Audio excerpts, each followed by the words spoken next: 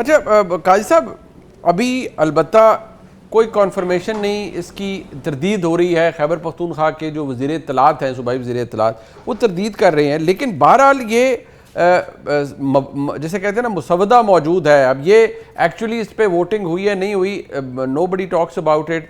कुछ सहाफ़ी ये क्लेम कर रहे हैं कि नहीं जी इसके ऊपर ऑलरेडी हुई है, लेकिन इसके अंदर कुछ चीज़ें बड़ी ख़तरनाक हैं। जैसे मीडिया की हवाले से ये कदगन मैं कहूँ, या ये कि जी जो रिपोर्टिंग हो वो बड़ी फेयर रिपोर्टिंग हो और एक्यूरेट होनी चाहिए और एक्चुअल रिप्रेजेंटेशन ऑफ फैक्ट्स होना चाहिए, जो कि होना चाहिए। लेकिन कुछ चीज़ें यहाँ इसमें ज़रूर ऐसी हैं जिन पर सवाल उठ रहा है। आपको लगता है कि ये एक अटैम्प्ट हो सकती है कुछ दीगर मेंबरान सूबाई असम्बली की कि जी हमें भी इस तरह का इस्तेकाक मिले, हमें भी मराहत मिले, और अगर पास हो जाए बिल तो क्या ही बात है। देखिए, मेरी भी इंफॉर्मेशन इतनी आमिर इलियास राना साहब की है, क्योंकि सोशल मीडिया पे ये चीज हमने देखी है। लेकिन बाई एंड लार्ज अगर एक आप बात देखें तो बेसिकली तो देखें ना, अगर मैं मैक्रो इकोनॉमिक्स की बात करूं तो ये तो छोटी मोटी बातें हैं।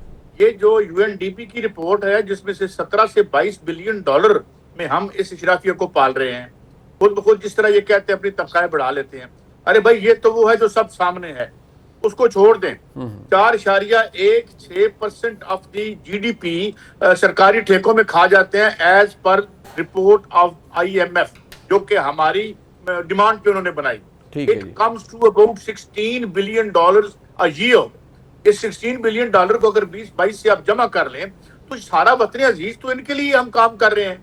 देखे ना, ये छोटी मोटी, मुझे पता नहीं ये तकल्लुफात की क्या जरूरत है। अब आप पहले ये पता करें इनमें से जितने भी हमारे मौजूद हमारे मेहमान हैं कि किस किस की हाउसिंग सोसाइटियां हैं, कौन कौन चला रहा है, सियालकोट में किसकी है, लाहौर में किसकी है, किस वजीर की कितनी है।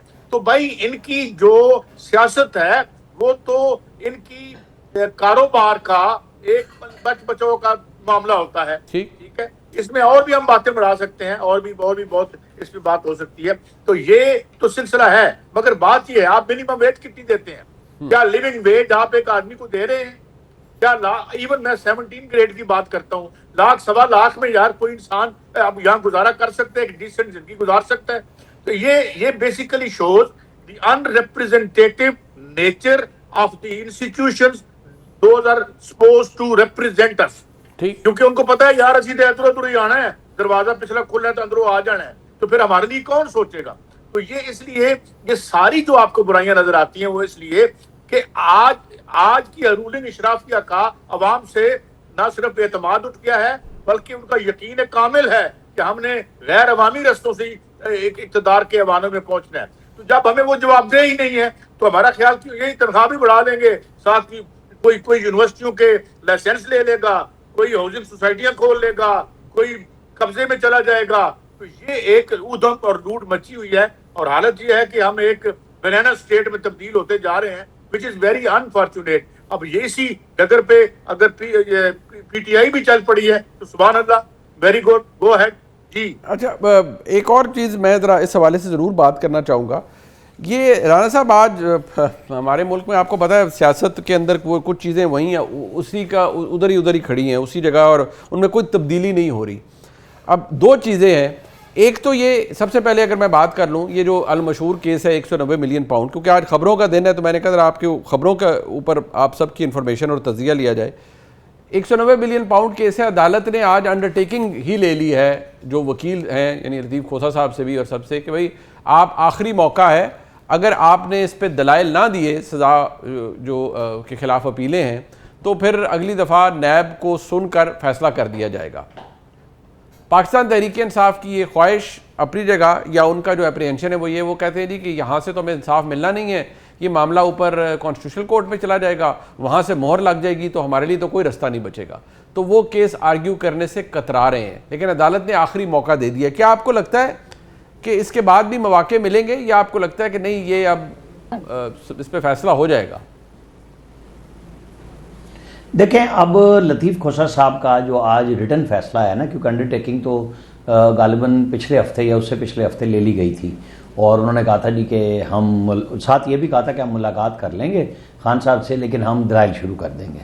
अब वो जब उन्होंने डेट दे दी है चीफ जस्टिस ने अपनी अदालत में, तो ये नज़र आ रहा है कि आप इसको इस तरह समझे जैसे नवाज शरीफ की अपील लगी, और नवाज शरीफ चूँकि पाकिस्तान से बाहर थे तो उनके वकीलों ने और इस्लामाबाद हाई कोर्ट में मरियम नवाज और कैप्टन सफदर का जो केस था इकट्ठा, तो उन्होंने कहा जी कि इसको हम हेल्ड इन अबेंस में एक किस्म का रख देते हैं कि जब नवाज शरीफ आएंगे तो तब उनका सुन लेंगे, हम इसका फैसला नहीं करते। और मरियम नवाज की हद तक उन्होंने सुन के उनको बरी कर दिया था, और कैप्टन सफदर को भी, आपको याद होगा। और फिर नवाज शरीफ जब आए उसके ऊपर दोनों गुफ्तगू मौजूद हैं, कैसे आए, मैं खुद दुबई मौजूद था, हम साथ आए थे वहाँ से, और फिर वो सारा केस चलता रहा। अब इमरान खान के वकीलों की और उनकी पार्टी की बदकिस्मती ये है कि इन्होंने एक ऐसा माहौल अपने लिए पैदा किया, क्योंकि ये मिलिट्री इस्टेब्लिशमेंट से बराह रास्त मुखासमत में इमरान खान भी आए हुए हैं और उनकी पार्टी भी।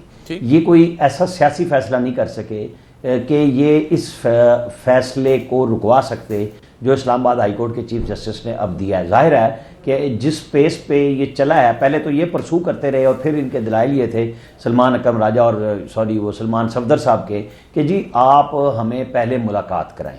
अच्छा, जब मुलाकात 2 दफ़ा हुई कोर्ट के ऑर्डर पे, तो इस केस पे नहीं हुई, वो और वकालतनामे थे, तो सलमान सफदर साहब ने यही कहा जी कि मुझे तो जब तक इंस्ट्रक्शन नहीं मिलेंगे मैं नहीं करूँगा। तो अब लतीफ़ खोसा साहब ने तो दलाइल का कह दिया था, और उन्होंने आज कोर्ट के ऑर्डर में लिखा हुआ है कि बुशरा बीबी और इमरान खान की वकालतनामे लतीफ़ खोसा के मौजूद हैं, और अगर वो नहीं करेंगे तो बादिल नज़र में कानूनी लफ्ज़ आप अच्छा बेहतर समझते हैं, इन प्रिमा फशाए ये नज़र आ रहा है कि अगर ये सुन लिए, आपको पता है पहले भी इस्लामाबाद हाई कोर्ट में जब वो 6 जजों की वाली कहानी होती थी कि तुम केस लाओ और उससे पहले कि कोई सुने हम उसको उड़ा के रख देंगे, तो वो तो होता रहा कि जी हाई कोर्ट में, निचली कोर्ट में चूँकि 1 वे हुआ और उन्होंने बाइकआउट कर दिया, वकील चले गए या मुलजिम ने बयान देने से इनकार किया तो फैसला आ गया और उसके बाद वो यहाँ से उड़ गया। अब वो कैफियत नीचे नहीं हुई तो वो ऊपर आ रही है, तो ये हतमी तो फैसला हो जाएगा ना। फिर अगर ये ऐसा हो जाता है, उसको आप अच्छा और बुरा तो कह सकते हैं, लेकिन अगर इस्लामाबाद हाई कोर्ट सुन के अपना फैसला दे देती है तो इधर वो हतमी हो जाएगा, और फिर वो सुप्रीम कोर्ट में जाके उनके लिए मज़ीद कोई गुंजाइश निकालना थोड़ी और कम हो जाएगी।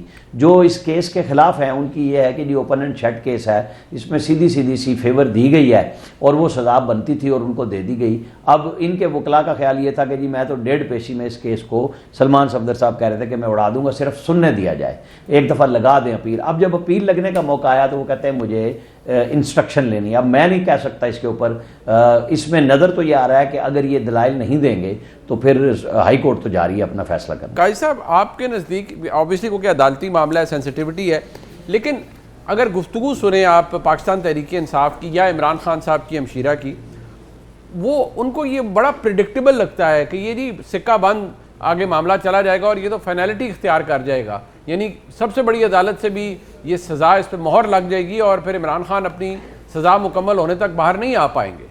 तो वो इस बात से खाइफ हैं, उनका जो एप्रीहेंशन है वो आपको लगता है कि दुरुस्त है?